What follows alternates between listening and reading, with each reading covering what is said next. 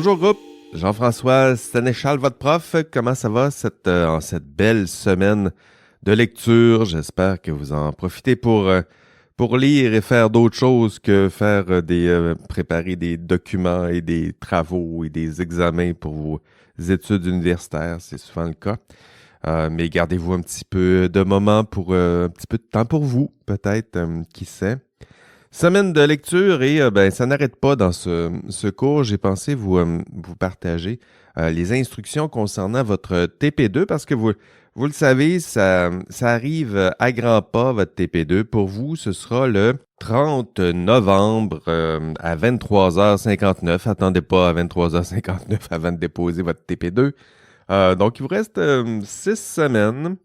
Non, là, j'enregistre vendredi, donc pour vous, vous l'écoutez. Non, il vous reste 5 semaines, donc 5 samedis, 5 dimanches, je le dis en classe, si vous travaillez seulement le samedi, si vous réussissez seulement à vous rencontrer le samedi en équipe, mais il vous reste 5 samedis. Puis 5 samedis, disons 2 heures un samedi après-midi en groupe, 10 heures de travail, c'est pas mal, oui, c'est pas mal une bonne estimation du genre d'investissement qui serait sollicité pour vous. Je dirais de 10 à 15 heures de travail en équipe pour le TP2.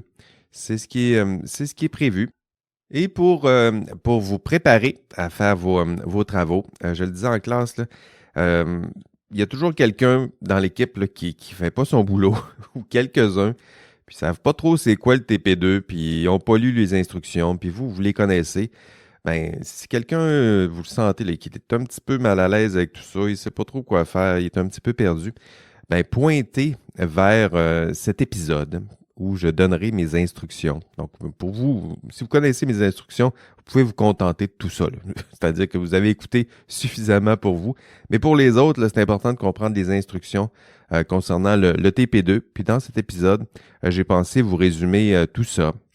Disons déjà que pour votre TP2, le TP2, c'est 2 grands blocs.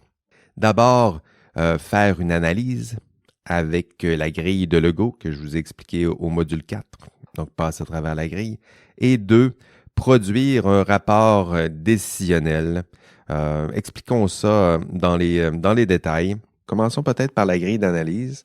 La grille d'analyse, je vous l'ai donnée. Vous allez en trouver une copie. Je vous dirais déjà d'abord, là, c'est pas important qu'elle soit parfaitement complétée. Pour vous, là, c'est un soutien pour votre analyse en équipe. À quoi je dois penser pour analyser? Bien, je dois suivre la grille. Puis, vous allez voir, vous répondez aux questions, vous essayez du mieux possible de remplir cette grille, puis ça vous permettra de passer au TP2. Le TP2, c'est votre décision. Donc, le TP1, c'était votre problème. Le TP2, vous avez pensé à votre problème, vous l'avez analysé à l'aide de la grille, et le TP2, c'est votre décision que vous allez rendre sous la forme de rapport décisionnel. Puis, la forme que je souhaite donner à ce rapport décisionnel, c'est la forme que je vais que je vais ici même vous décrire. D'abord, première page, je vous suggère de me faire un résumé de votre problème. Ça peut être un copier-coller là, de ce qui a été fait, ou ça peut être une reformulation là, en vous assurant que les principaux faits là, sont bien expliqués, que le problème 1, mettez-vous à la place du lecteur. Là. Je ne me rappelle pas de vos TP1. Là. Quand j'ouvre votre rapport, il faut me remettre en tête là, à quoi ressemblait votre TP1. Toujours sur la première page, donc un résumé d'abord, et aussi la décision, là, elle doit être énoncée très tôt dans votre rapport. Voici mon problème. Voici, en résumé, ma décision. Donc, on la dit tôt pour que le lecteur là, se dise, bon, c'était ça le problème. Ah, c'est ça leur décision. Eh bien, ce qui reste à faire, c'est me démontrer après que votre décision, elle est bonne. Donc, voilà, la première page, c'est important. Résumez votre problème. Dites-moi, c'est quoi votre décision? Dites-le très sommairement, mais que ça soit clair. Puis après ça, on passe où? On passe à l'argumentaire. Donc, l'argumentaire pour vous, c'est essayer de me démontrer que votre décision, c'est la meilleure au monde, ou presque. Puis, pour me démontrer que votre décision elle est bonne, bien, ça vous prend des arguments. Puis là, c'est là qu'on replonge dans le module 2, là, où je vous disais les différentes formes d'arguments, les différents courants en philosophie morale, c'est là où vous allez puiser dans le conséquentialisme, dans le déontologisme, puis dans l'éthique de la vertu, parce que c'est là que vous allez me construire des arguments. Puis, vous pourriez dire, par exemple, ben, ma décision, elle est bonne parce que les conséquences engendrées par ma décision sont bonnes, puis il y a plein de conséquences positives, puis les voici. Puis là, votre travail dans la grille, c'est à ça que ça aura servi. Puis ma décision, elle est bonne, deuxième argument, parce qu'elle respecte certaines normes, certaines lois, puis certaines règles, puis elles sont importantes, puis voici les règles. Ma décision, elle est bonne parce que ça me permet, entre autres, d'éviter les sanctions qui sont associées à ces lois, à ces règles, ces normes. Voici les sanctions qui sont liées à telle norme, à telle règle. Puis un argument qui est de l'ordre de l'éthique de la vertu, ça pourrait ressembler à la décision, elle est bonne parce qu'elle est cohérente avec, notamment avec les valeurs de mon employeur. Hein, vous savez que les valeurs, là, vos employeurs, ils mettent ça là, dans leur énoncé de valeurs, puis vous allez voir sur leur site Internet, là, ma décision, elle est bonne parce elle est cohérente avec vos valeurs. C'est pour ça que je vous dis que ma décision est bonne, cher employeur et cher patron, parce qu'elle est cohérente avec vos propres valeurs. Donc ça peut être un bel argument de type éthique de la vertu, mais à chaque fois, quand vous allez construire votre argumentaire, l'important, c'est de garder toujours la même question en tête. Vous pouvez même l'écrire là, sur un post-it, là, vous l'affichez sur votre écran. Là. Pourquoi votre décision est-elle bonne? C'est ça, le défi du TP2, c'est me convaincre ou convaincre le lecteur ou le correcteur que votre décision est bonne, puis voici des arguments. Puis dans votre texte, vous allez tenter de nous convaincre que votre décision, elle est bonne. Pas que vous avez complété la grille. Je le sais, il y en a qui vont être tentés de dire, ben voici, notre décision, elle est bonne parce qu'on a respecté la grille, puis là, on a telle étape, puis telle étape, puis telle... Non, c'est pas comme ça. Là. La grille, ça sert à l'analyse. Le TP2, c'est une toute autre chose. C'est un rapport décisionnel. Votre grille, vous l'avez faite, bravo. Contentez-vous de la mettre en annexe. C'est votre travail là, d'analyse qui est là en annexe, mais c'est pas votre rapport décisionnel. Votre rapport décisionnel, c'est votre problème, votre décision, votre argumentaire qui soutient cette décision. Puis dans votre TP2, c'est ce que vous allez, dans votre rapport décisionnel, c'est ça que vous devez faire. Hein, me convaincre ou de convaincre encore une fois le lecteur, le correcteur, que votre décision, elle est bonne. Puis qu'elle s'appuie sur des arguments forts, hein, bien documentés, rigoureux, cohérents. Puis j'ajouterais que peut-être que pour rendre vos arguments rigoureux, qu'est-ce que vous pouvez faire? Vous pouvez déjà vous appuyer sur des études scientifiques. Hein. Si vous dites qu'il y a un risque, êtes-vous capable de démontrer ce risque-là? Si vous dites que votre décision elle est bonne parce qu'elle respecte la loi, OK, c'est quoi les lois, les normes? Soyez prudents, soyez précis surtout. Vous dites que votre décision elle est bonne parce qu'elle respecte la loi, vous pouvez aussi citer des jurisprudences. Allez voir, c'est quoi le juge? C'est quoi qu'un juge dit devant une cour de justice lorsqu'un problème qui ressemble au vôtre se présente? Hein? Ça peut être convaincant. Là. Vous dites à votre patron, notre décision est bonne parce qu'un cas comme ça, il y en a déjà eu devant un juge, puis le juge les a condamnés pendant 10 ans, puis a donné une sanction d'1 million. OK, ça commence à être convaincant. Oubliez pas à faire quand je dis rigoureux aussi, c'est pour ça que je vous demandais d'avoir une vraie compagnie. Là. Si vous êtes capable de documenter des normes internes, si vous dites que votre décision respecte les valeurs, essayez de citer des documents qui proviennent aussi des sites de ces compagnies-là. Ça aussi, ça permettra d'accroître, je dirais, la rigueur de votre document. Puis, votre document, je vous invite aussi à faire attention à la structure. Hein. C'est pas un hasard là, si je vous aide à créer la structure, parce que souvent, là, c'est quelque chose que vous maîtrisez peut-être un peu moins bien. Mais pour vous, votre structure, là, c'est assez simple. Là. C'est votre décision, elle est bonne parce que 3 paragraphes. Hein? C'est aussi simple que ça. Là. Si vous avez 3 arguments, c'est 3 paragraphes. Ma décision, elle est bonne parce que 1, 2, 3. Premier paragraphe. Elle est bonne parce que 1, puis là, on explique. Elle est bonne parce que les conséquences positives, puis blablabla. Puis à travers ces conséquences-là, on voit très bien telle valeur, la valeur qui est promue par mon employeur. Donc, deuxième paragraphe, mais ma décision, elle est bonne parce que, deuxième argument, elle est bonne parce que ça nous permet de respecter les normes, ça nous permet d'éviter telle sanction, ça nous permet de s'inspirer des leçons de telle jurisprudence, puis voici la sanction, blablabla. Puis, vous continuez. À chaque fois que vous avez un argument, un autre paragraphe. Puis c'est ça la structure, là.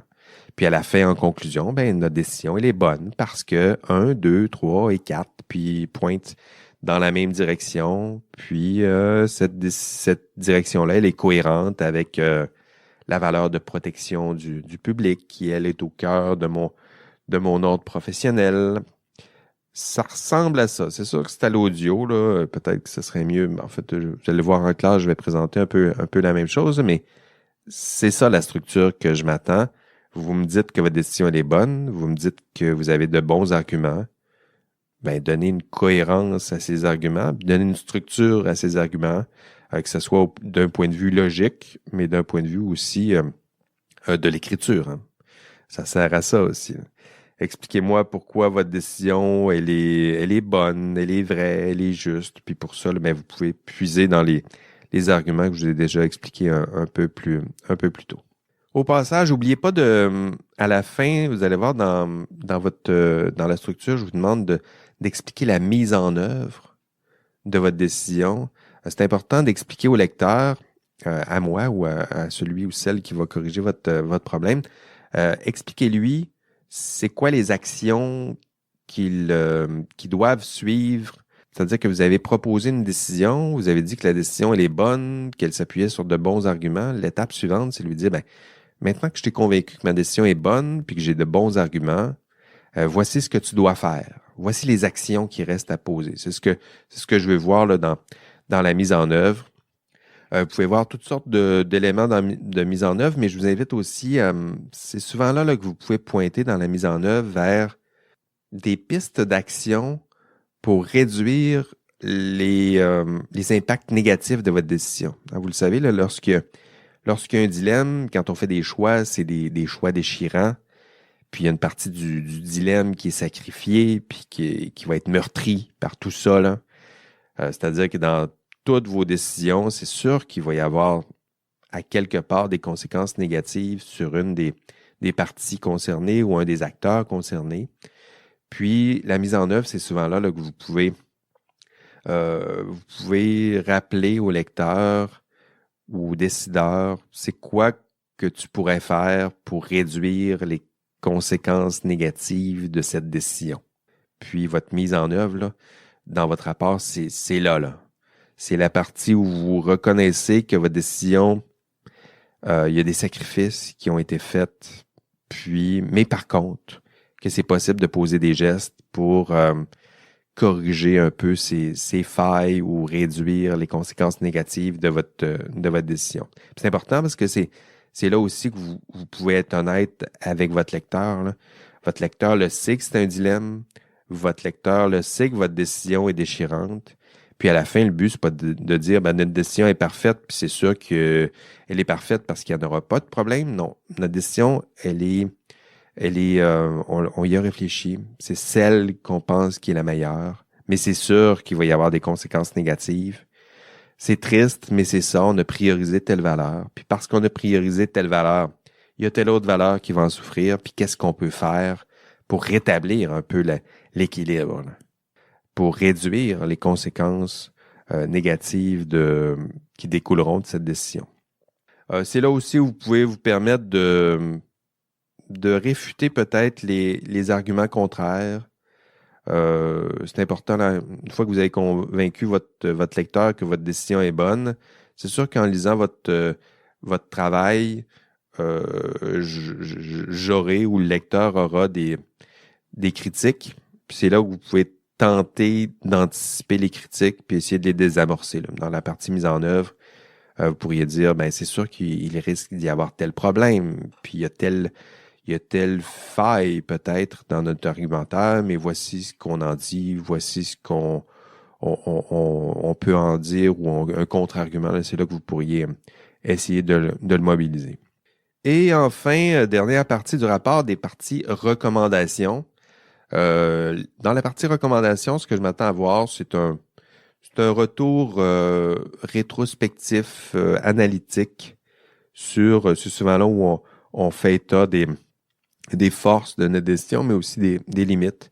En conclusion, là, c'est là où vous pouvez dire notre décision, elle est bonne, elle a des forces. D'ailleurs, elle pourrait servir d'exemple dans d'autres cas, dans des cas similaires. Si ça ressemble à telle chose, puis là, vous pouvez dire un cas similaire, c'est un cas qui répond à tel critère. Puis si ça répond à tel critère, ben, notre décision est valide. Ça pourrait être une recommandation. C'est là aussi où vous pouvez... c'est souvent là où les étudiants vont faire état des mesures, je dirais, structurantes pour éviter ce genre de problème. C'est important, là. Vous m'avez, dans votre rapport, expliqué c'était quoi le problème, expliqué c'est quoi la décision, puis expliqué c'est quoi votre argumentaire. À la fin, c'est important de dire au lecteur, vous savez quoi, ce qui aurait été intéressant, c'est d'éviter le problème en tant que tel. Puis voici qu'est-ce qu'on pourrait faire pour éviter que d'autres personnes comme moi se retrouvent face à ce genre de problème. Voici des outils dont on pourrait bénéficier pour résoudre peut-être plus aisément ce genre de problème. Voilà, c'est tout. C'est ce que vous devez faire dans votre TP2. Un rapport décisionnel, 10 pages, plus ou moins 10 pages. Là. L'important, c'est que tout y est. S'il manque des choses, si c'est moins que 10 pages, assurez-vous que tout y est. Puis s'il y a plus que 10 pages, assurez-vous que ce soit bien bon, là, parce que je me tanne assez vite, puis mes correcteurs aussi. Vous devez faire ça en équipe de 5-6. Je sais que c'est un défi de gestion d'équipe. Ça peut être compliqué. Pour certains, vous êtes à distance en plus, mais en même temps, c'est la réalité moderne du travail. Et pourquoi pas se pratiquer dans le confort douillet et protecteur d'un cours universitaire. Voilà, c'est tout. Courage. Plus que quelques semaines de travail intense et engagé dans ce cours et dans ce TP2. Vous en êtes très certainement capable. Allez, bye bye.